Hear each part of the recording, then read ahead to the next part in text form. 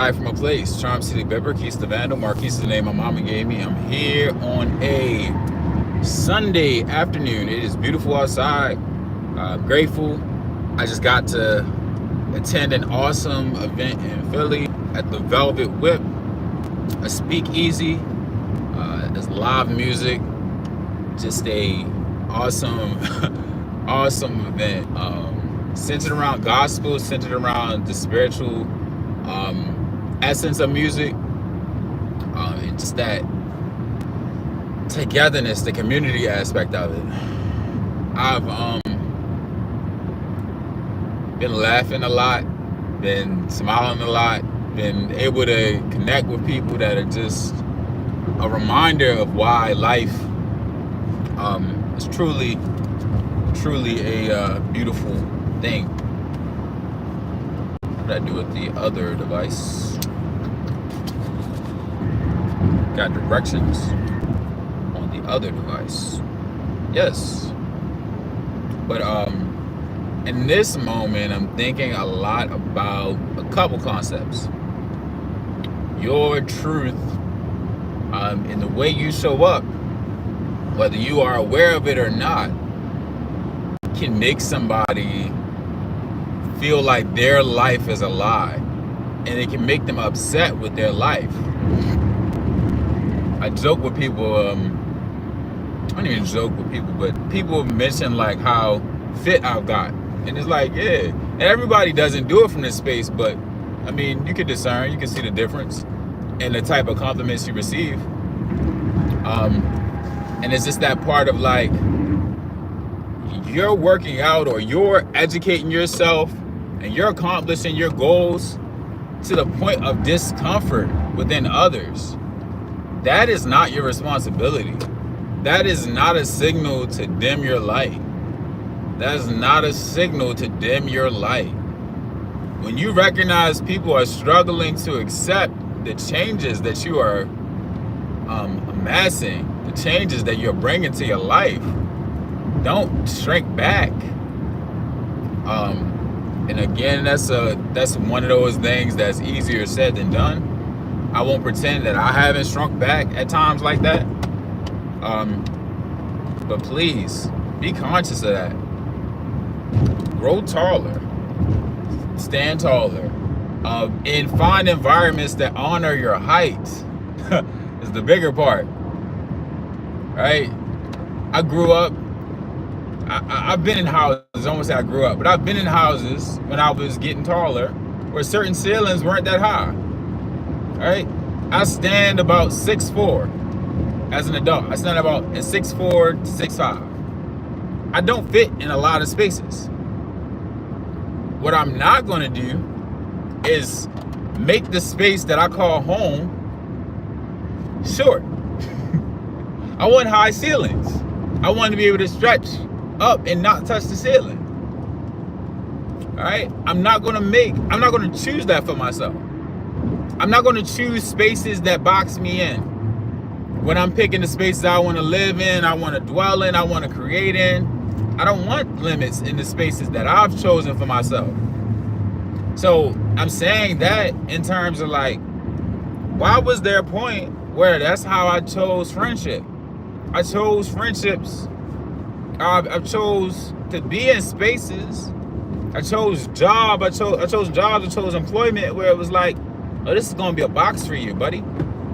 There's only but so far we can allow you to grow in this space. Yeah, all of my ideas are cool, but they actually don't work here, and we good on that. We didn't ask for that, good brother. We asked for something else. All right? So that's the part I sit into. Let me share this link. Was it still, I wonder if it was still recording. I'll find it out at another point. But yeah, man. Do not shrink yourself to fit in the spaces you don't belong in.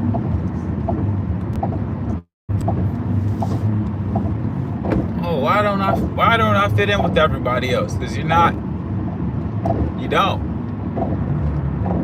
Why can't I fit a size 10? Because you wear 12, good brother, you got a big foot. Or maybe your foot is too small for that. Ain't a bad thing either. Life is beautiful to me because the more mistakes you make, the more space you allow yourself to see what fits. I like to find out something doesn't work because I get to figure out how it can.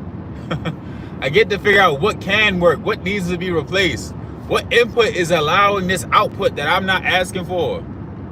What input is making me consistently get an output that I have not asked for? Why do I keep getting these outcomes? Well, what am I putting in the equation that is making it be this thing that's dissatisfying? What am I putting in the equation? That's what I'm thinking of today. And I'm blessed to be able to input things, input data that benefits me. Going to Hudson River's show today with all of the awesome musicians in an awesome space with some amazing data to input. Seeing my brother walk across the stage and grab his diploma for the third time as he's getting his master's degree is amazing data to input. I'm glad to track that knowledge. Right, my brother is an architect. Right, my family is happy. That's good data to input. That's amazing things to celebrate. That's blessed. That's a blessing. Blessing. So I just think about that. What is your truth? What is my truth, right? What is my truth? How do I find spaces that honor my truth? I was talking to a friend yesterday and we had a moment where we talked about like what does it mean to like how do you find things that you care about? Like, I don't know. I don't know how you do that. I know how I do. And that exploration is not a bad thing. Like, people are so quick to say, oh, you're so lost. Why are you lost right now? Why is my exploration deemed lost? I'm exploring. If I needed to find the keys to something and I'm taking a while to find the keys, whether it be to my car, my house, the keys to something important, if I'm looking for these things, exploring a space to find these keys, and in the middle of as I'm looking for the keys, hey man, you look crazy as I don't know what looking for them keys, man. Why you lifting up that couch? It might be under the couch. Why are you taking pillows off? Because they might be in the crevices of the couch. I don't want to keep explaining myself as I'm looking for the keys. And I've been searching for the keys. I've been searching for the keys. I've been searching. And I'm blessed to have the space to search. And I've had people that supported me. I've had people that have not. And even in the lack of support, I gain. There's no loss taken. I give love. I give forgiveness. I give understanding. I give understanding because ultimately, I might not be that for somebody else. Right? As much as I would want somebody to be along this journey with me, be with me in this process, I got to recognize everybody doesn't want this thing because it isn't their truth. This thing that I consider so, oh my God, oh my, did you see that? Oh, you don't love music like that. You actually, it doesn't do anything for you. And there isn't a show that makes that statement different. Like, music does nothing for you. Music does so much for me. Like, and I'm not apologetic about it. Like, I won't apologize for how much music does for me. I'm gonna be the nerd. I'm gonna be the music dude who's just like, oh my goodness. And like, it's other things, and it's God. Like, it's God first, but it's like a lot of other things that just make me like, yo, what? Huh? How? When? Who? Where? Like, it get me stuck. And it frees up a lot of space. So yes, don't let nobody shame you while you looking for the keys, man. The keys to the life that's true to you. And may you be blessed to do it in a way that harms no one else. In a way that doesn't truly harm you. Sometimes we had these moments that look like I call them superficial harm. Oh man, you didn't eat today? I was like, well, it's the first day I haven't ate in a while, so I ain't too crazy, you know. I actually still got food I'm digested from yesterday. I'm blessed. I still got my mind, you know. My stomach ain't even. I only got hunger pains yet. I ain't got the hunger pangs. I'm cooling. He didn't eat today. Okay. What if I eat tomorrow though? And what if like I just been so picky about what I eat that I haven't really looked at all my options? Because I could have ate something. I actually have money to go eat, but I chose not to. Oh, I had the freedom to choose not to eat. Like I have enough resources to recognize that I will eat again. I'm grateful. Like when we talk about somebody, say, oh my goodness, where I'm going to stay, and it's like, but I could go back to my parents' house. I might not want to, but I could. There's a possibility. Do I have a relative? Do I have a close friend? Do I have somebody that, if I'm vulnerable with them, it's not just they're not just ear hustling, they're not just listening to it and devising how to talk about me later. To have somebody in my corner that's going to make space for me, that's a blessing. It's a blessing when you can talk to somebody and they're like, look, I don't got a space, but I got a friend that got a space. If you would like it, just let me know. No, I don't need that. Oh, well, you have help. That's one of the harder parts to deal with. Like I've had to sit into that. I used to complain a lot. I used to be very upset about how I saw certain things happening, and as I sat into it, I was like, no, that's actually me. Like I didn't want it. I didn't want it bad enough. I cannot get mad at somebody for not showing up for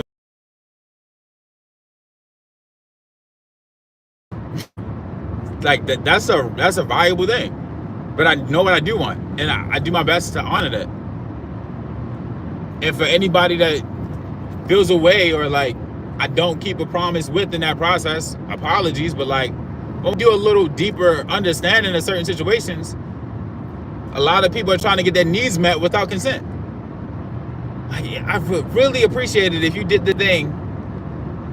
It would mean the world to me. It's like, well, I actually don't have the capacity for that, but it would mean the world to me, but I actually don't have the capacity for that.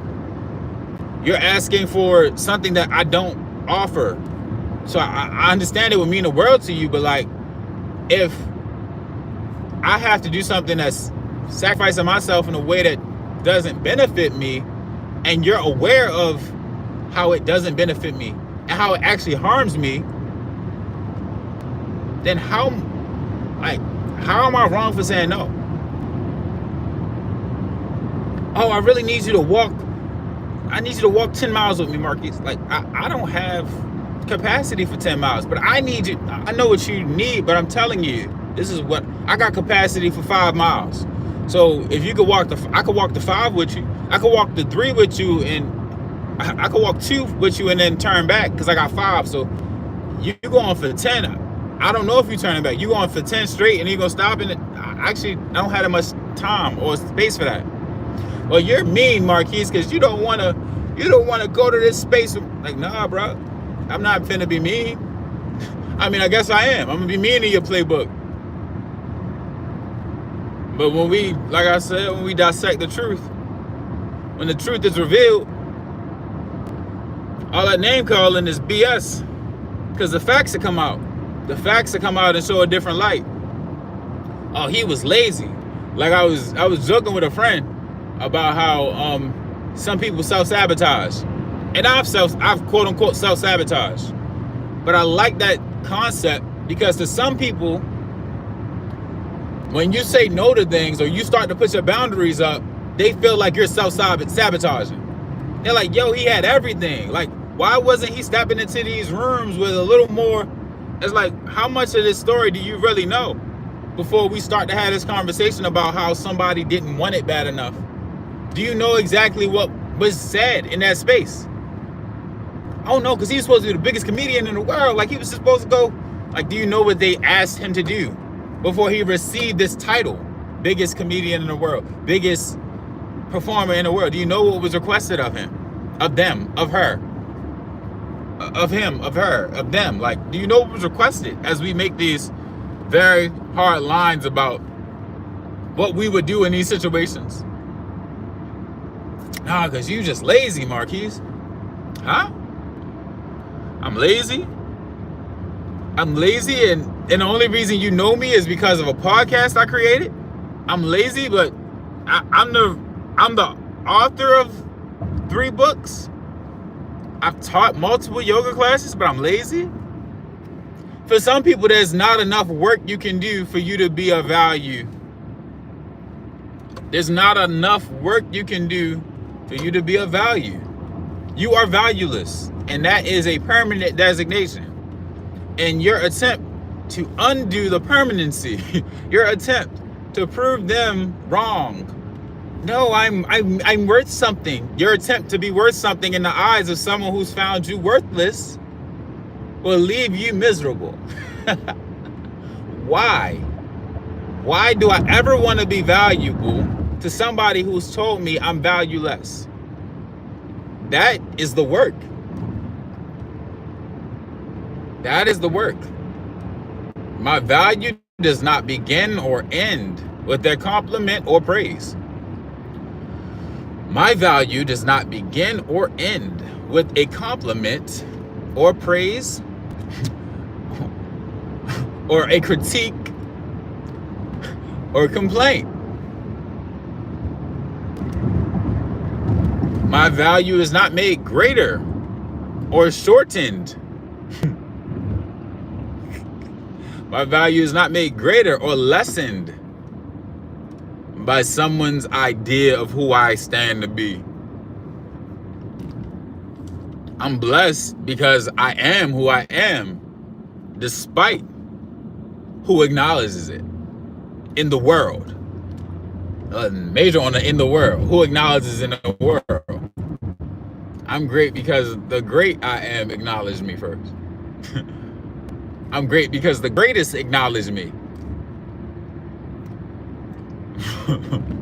Truthfully, we all are, but that's something that one has to come to their own agreement with. I'm not going to force you to come to that understanding. You can't tell me that.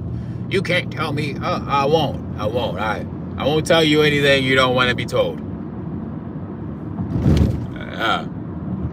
Man, it's getting hot outside. I love it. I love it. Woo! Grill food grills are. Hey, y'all getting on the grill? Y'all been cooking on the grill? Y'all cook on the grill? Y'all do cookouts? Huh? Who's in here? Y'all do cookouts? I'm actually not reading the chat, so I'm just saying things out loud. Who's in here? First stoplight. Sorry I left you. I left you crying. Hey.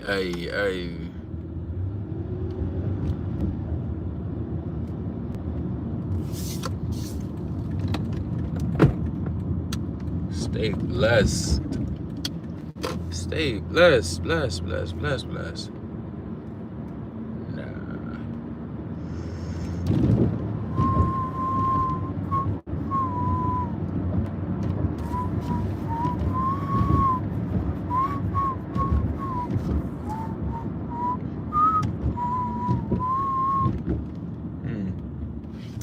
Yeah, but my point, like I said, we get to set the tone, man. We get to set the tone in a major way. We're blessed to be able to set the tone. Let me see it. Set the tone for your life. Set the tone for your life. I just told Instagram. Maybe they're going to join. But yeah, man. Darn, son, where'd you find that? I was listening to these old mixtape songs and laughing at how, like, that was my childhood. Get in a car with one of my uncles. He had an Acura. He had the Ac. You know what I'm saying? The Acura, but he put the tents on the joint and had the little net coverings. So you roll the window down, the bugs can't get in tight vibe. You should be speeding in that joint. Leather seats.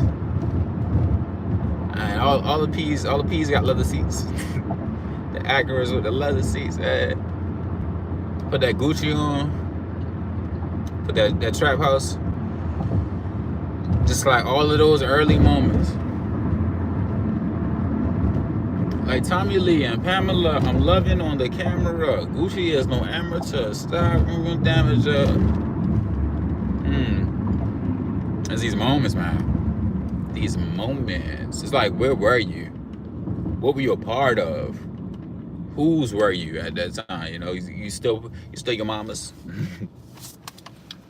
What was you rapping when that song was out? Yeah, it's a beautiful day, man. Really beautiful day. Yeah, I just love it. I love that part of life. Recognizing that, like, okay, they're now uncomfortable with this level of this understanding of me.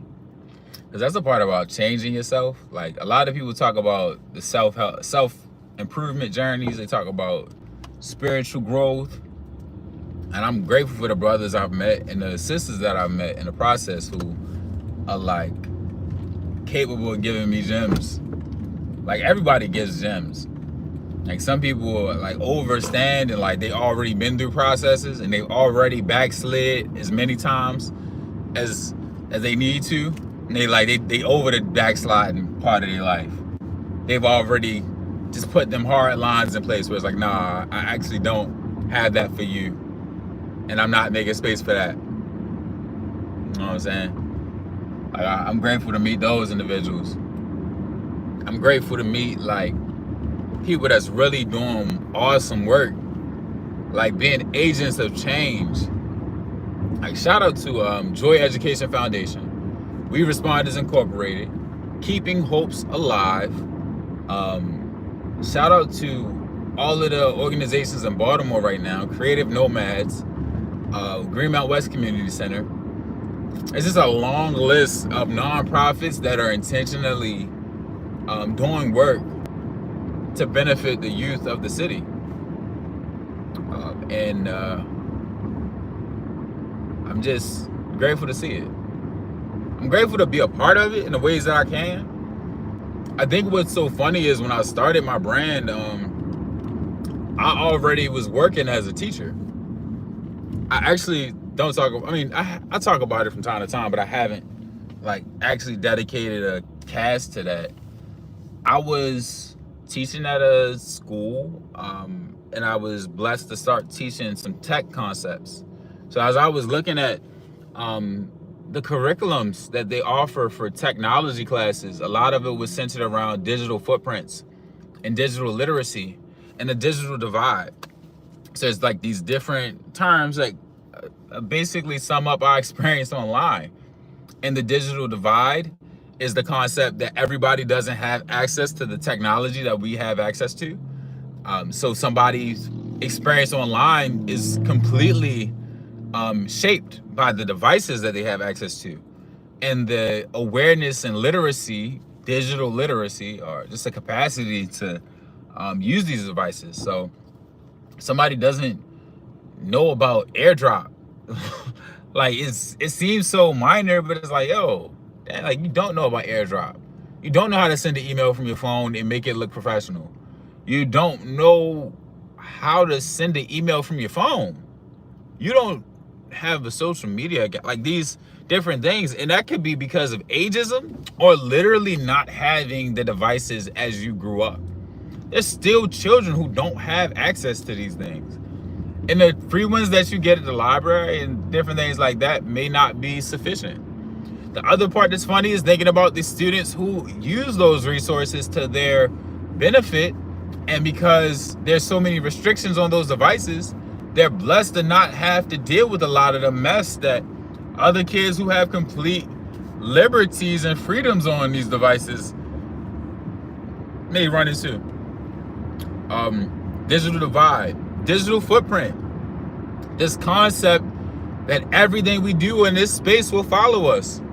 I was just thinking about that so much with my students, and I like to just make it real. If that was your real life, like every room you go into, people know some concept of you. Like, how do you live your life? Are you more conscious of the way you show up? Do you have integrity? So then this concept of integrity kept coming up with my students. I'm like, can you be a similar energy of yourself in every room you go to? Right? Like, there will be slight deviations. There may be more leniency with vocabulary. There may be certain behaviors that only work in certain spaces. You may not be the same energy with your grandmother that you are with your friends, but how do we get to a point where there's unity, there's a unified self, there's an integrated version of you that doesn't have to shift so much or divide and compartmentalize so much that it leaves you in this strange limbo? Like, I've begun to understand, like, I've given more understanding for the people who compartmentalize and just do the work. The work has to get done. Like, I get it. But I also know the other side of when they look up from the work and they've missed 10 years of family life. Like, you compartmentalize, like, I'm not going to think about losing that relative. And then you look up from the work and, like, the grief smacks you like a ton of bricks. And all of the money and all of the things that were amassed because of the work that you were able to put your head down into means nothing as you sit and reflect on the people that you no longer have with you. Like, those things, the moments you didn't create when you were just down in the work, because the work became another form of escape. The work became a distraction. And when the work is done, who are you? So I just think about those things in terms of integrity. I think of integrity, I think of, again, digital footprint. I mentioned all of that to say, like, I started in a school building teaching a tech class, and I had a project that I wanted my students to do that I ended up making my own. Like, I'm asking them to do it, and I was like, you know what if I did it? What if I went out and did all of these things that are in this project? And it was somewhat subconscious. Like, as I was coming up with the project, like, I'm actively starting to live it. I'm like, okay, we got a space for this, we got a space for that. And I'm more descriptive, but that's my bread and butter. I always felt like the best way to teach something is to have, like, a true joy for having done it, and done it in a way where it's like second nature. Like, I got to teach and help with math classes too. So in the math classes, I used to love math class. Like, I still love math. Like, just that idea of something, like, especially algebra, the idea of something being missing and having to figure out a creative way to make that thing be true. Like, I asked my cousin the other day, what's 2x 10 equals 30? And he, like, got it right away. Somebody put that in the chat. What's 2x plus 10 equals 30? What's x? What's the value of x if 2x plus 10 equals 30? X equals what? Like, that's what I'll be having fun with. I'm a nerd at heart. But been on a roll for a minute, and I'll be outside. It is nothing better than seeing farmland throughout the U.S.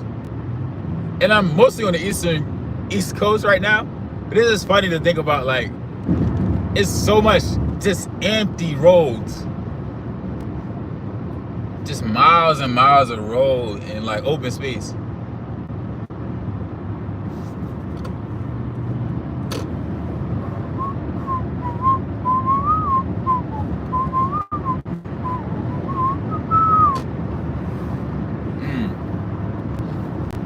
Oh yeah.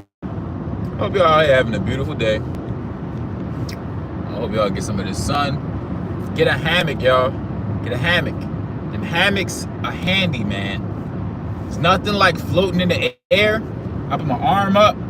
I just be, like, suspended like a little, like, it's crazy. It's a crazy idea to me. Like, it's amazing how how good it just feels to be supported and hanging in the air.